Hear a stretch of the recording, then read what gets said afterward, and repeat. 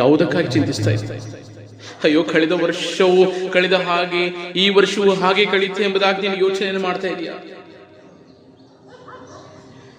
ಅಯ್ಯೋ, ಕಳೆದ ವರ್ಷ 2024 ಡಿಸೆಂಬರ್ ರಾತ್ರಿ ದಿನದಂದು ನಾನು ನನ್ನ ಜೀವಿತವನ್ನ ಕಣ್ಣೀರಿನಿಂದ ಕಳೆದಿದ್ದೇನೆ. 2025 ಸಹ ಕಣ್ಣೀರಿನಿಂದ ಪ್ರಾರಂಭವಾಗುತ್ತಾ ಎಂಬ ಚಿಂತೆಯಲ್ಲಿದೆಯಾ?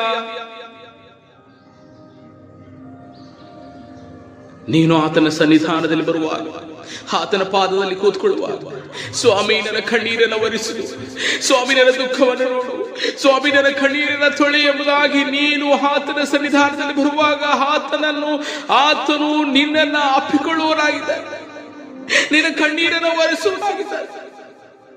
ಯಾವುದಕ್ಕಾಗಿ ಚಿಂತಿಸ್ತಾ ಇದೆಯಾ? ಚಿಂತೆ ಮಾಡಬೇಡ. ಆತನ ಸನ್ನಿಧಾನದಲ್ಲಿ ಬಾ. ಆತನ ಸನ್ನಿಧಾನದಲ್ಲಿ ಸಮಯವನ್ನು ಕಳೆಯಬೇಕಾಗಿದೆ. ಕಳೆದ ವರ್ಷದಲ್ಲಿ ನೀನು ಕಳೆದಿರಲಿಕ್ಕಿಲ್ಲ. ಈ ವರ್ಷದಲ್ಲಿ ನೀನು ಆತನ ಸನ್ನಿಧಾನದಲ್ಲಿ ಬಂದು ಸಮಯವನ್ನು ಕಳೆಯಬೇಕಾಗಿದೆ. ಆತನ ಪಾದದಲ್ಲಿ ಬಾ.